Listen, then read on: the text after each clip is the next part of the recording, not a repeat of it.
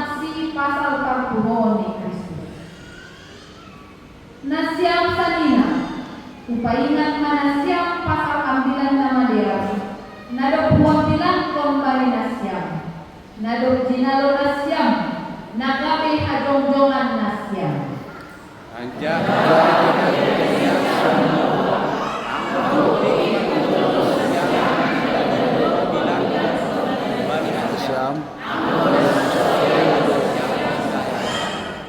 ay pag-uwi pada sebalik nasiam. Nadok hujan sendiri. Ay ma nadok mati ko Kristus halal dosaka. Domu hubani nakasurat ini.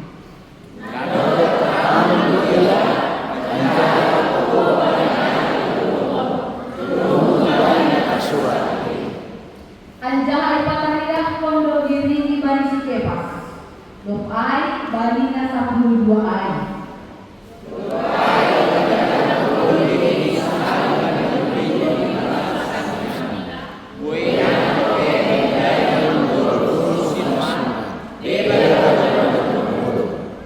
Dok ai pataridah kondo diri di bani si Jakobus. Dok ai bani aganuk apostel ini. tapi ini pataridah kondo diri Bapakku Ay ako do siete kan bani apostel ini. Naseng taluk namin goran apostel. Halani na do parkung kurian ni tay bata. tapi ases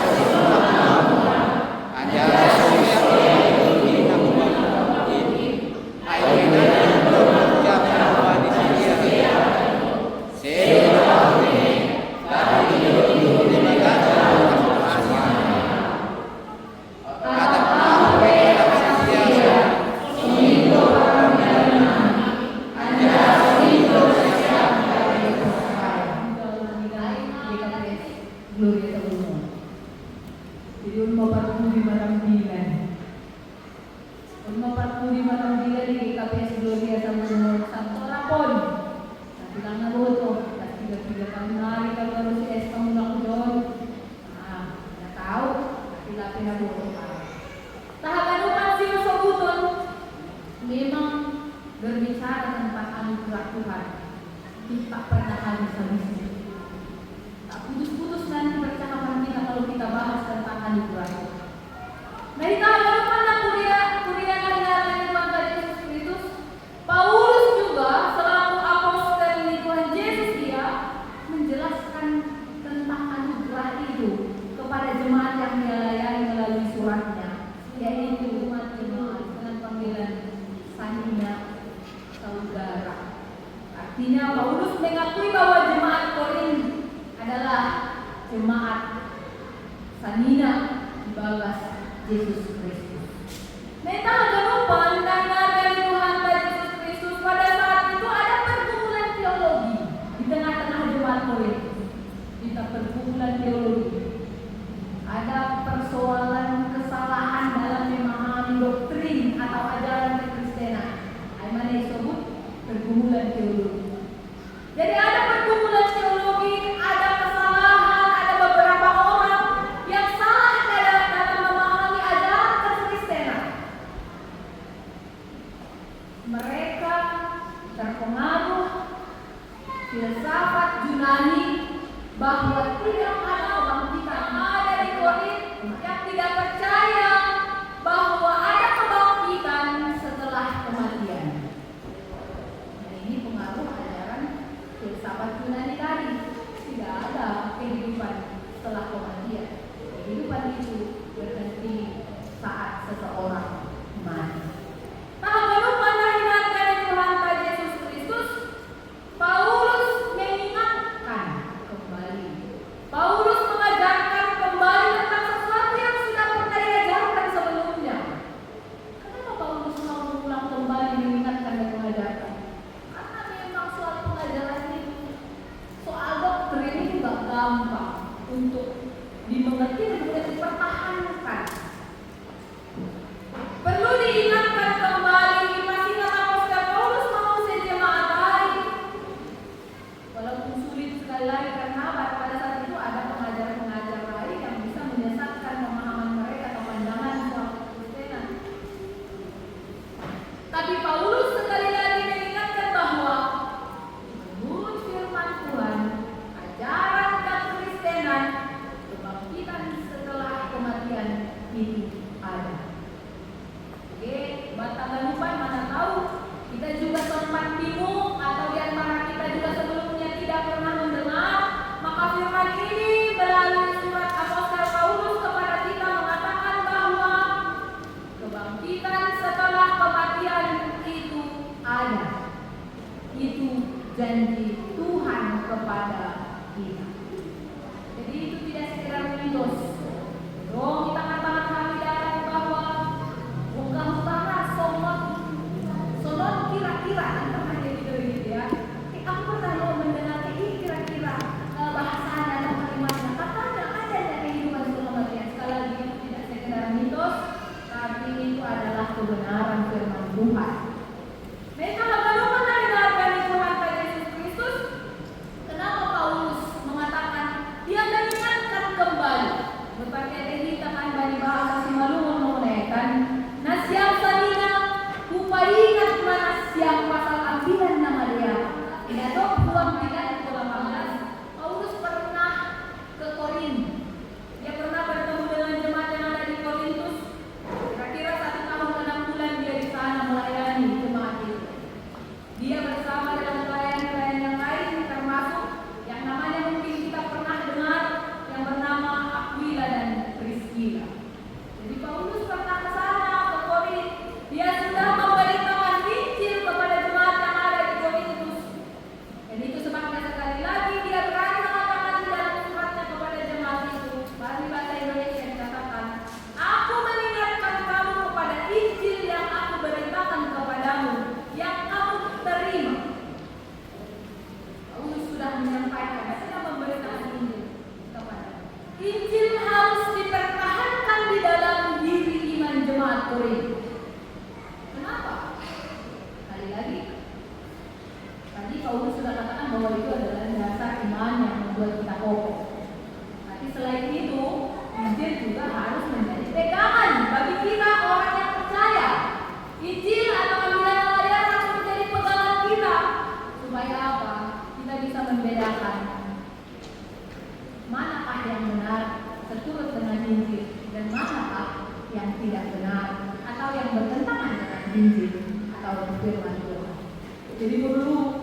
Jadi kalau Bapak ingat, kita contohnya orang dewasa tidak mendengarkan, tidak ingat Injil, tidak tahu bahwa bagaimana kita hidup di dunia ini, bagaimana kita tahu manakah yang benar, mana yang tidak benar, bagaimana kita bisa membedakan manakah kehendak Allah, manakah yang tidak. Seperti yang dikatakan tadi di Roma 12 ayat 2, supaya tidak menjadi sama dengan dunia ini, maka peganglah kebenaran firman Tuhan, biar kita tahu, oh ini salah ini.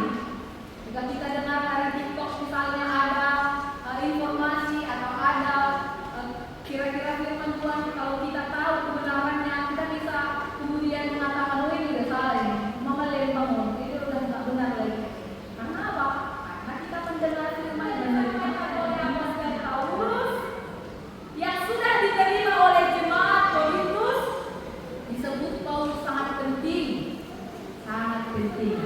Dalam bahasa Yunani dipakai kata protois, yang berarti yang pertama, yang utama dari segalanya. Jadi Paulus mengatakan bahwa Injil yang mereka terima itu sangatlah penting. Penting untuk dipahami, penting untuk dimengerti, dan penting untuk diimani oleh jemaat. Apakah yang disebut penting oleh Paulus?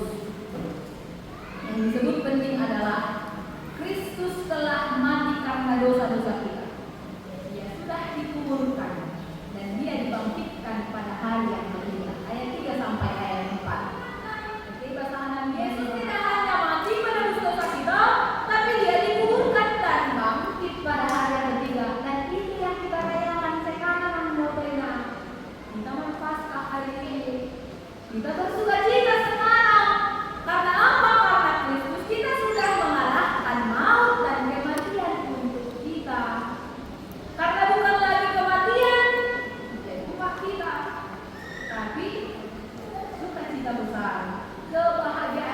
luar biasa, yaitu hidup yang kekal yang dijanjikan Allah bagi kita. Jadi tak ada menghindarkan di Tuhan Yesus Kristus. Para materi pakon parkuon Tuhan Yesus adalah inti pokok ajaran kekristenan. Nama koso harus benar-benar diingat.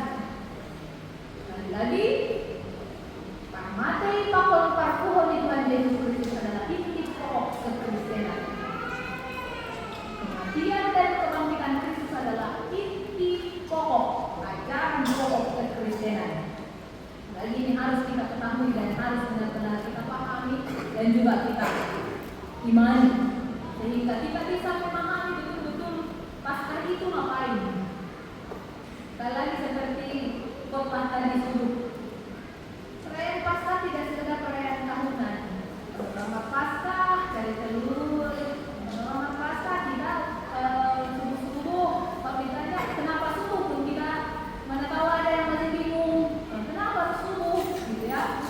Ternyata ya dasarnya adalah seperti Maria Magdalena dan Maria yang lain, Yohana yang datang ke kubur Yesus pada waktu subuh. Mereka bawa rempah-rempah ingin mencari Yesus, melihat Yesus yang sudah dikuburkan. Ternyata belum namanya dokter sampai ini. Mari kita buka boi di Delta bukan hitam Bani Rom pintu. Naso iboto nasyangdo akan bukti menatang diri ibadah Kristus Yesus. Kubalas sama tiari itu datang ini. Jadi nado perang terhadap kita dapat posisi. Mari tekan video ini. Kasih Kristus Yesus. Nado kita pun banyak mengalami kami tekan sama ini bawahnya. Sonai wanita mandala ibadah golongan baru. Ay kaboloma sa panguna kita pakonsi ibagas na soang parmate ni ay. Sadado kita pakonsi ibagas sa kuon ni ay. Apa yang mau disebut di sini? Paulus mau mengatakan bahwa kita yang sudah dibaptis di dalam Kristus, kita telah dibaptis dalam kematiannya, supaya kita sama seperti Kristus yang dibangkitkan dari antara orang mati oleh kemuliaan Bapa. Demikian juga kita akan dibangkitkan jemaat dengan bukti menurut sejarah. Untuk sudah di Alkitab tahu. Jadi dia tidak ada cerita-cerita gitu saja, tapi lengkap dengan sejarah. Ada yang membuktikan atau ada yang menjadi saksi-saksi peristiwa kebangkitan Yesus dari kematian. Siapakah yang menjadi saksi kebangkitan Kristus dari kematian? Disebut mengenai ayat 5 dan sebanyak ayat lalu. Beberapa di antaranya adalah Kefas, yang dimaksud di sini adalah Petrus. 12 rasul Yesus. Ada lebih dari 500 orang. Ini peristiwa yang terjadi di Galilea yang kita bisa lihat dari Matius 28 ayat 10. Juga Yakobus dan terakhir adalah Rasul Paulus. Jadi mereka ini adalah saksi bahwa benar kebangkitan Kristus itu nyata. Ada saksinya, ada yang melihat. Setelah Yesus mati dan dia bangkit dari kematian, dia menunjukkan dirinya. Dan banyak orang yang menyaksikan bahwa kubur benar kosong dan Yesus sungguh hidup. Dan dia memperlihatkan dirinya kepada beberapa orang yang tadi kita bisa lihat dari ayat 5 sampai ayat 8. Anak yang lahir sebelum waktunya. Sekali lagi, Paulus menyebut dirinya adalah seorang rasul Kristus yang lahir sebelum waktunya, yang merasa paling hina dari semua rasul Kristus yang lain. Kenapa Paulus menyebut dirinya paling hina dari rasul yang lain? Karena dia mengungkapkan dia punya masa lalu yang kelam. Dia pernah menganiaya jemaat Tuhan. Jadi dia pernah menganiaya orang Kristen. Itu yang dilakukan Paulus di masa lalunya. Itu sehingga dikatakan oleh Paulus, aku yang paling hina dari rasul-rasul yang lain.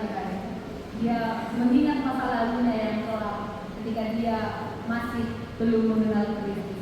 Tapi walaupun demikian, menyadari kekurangan dan kesalahan dan dosa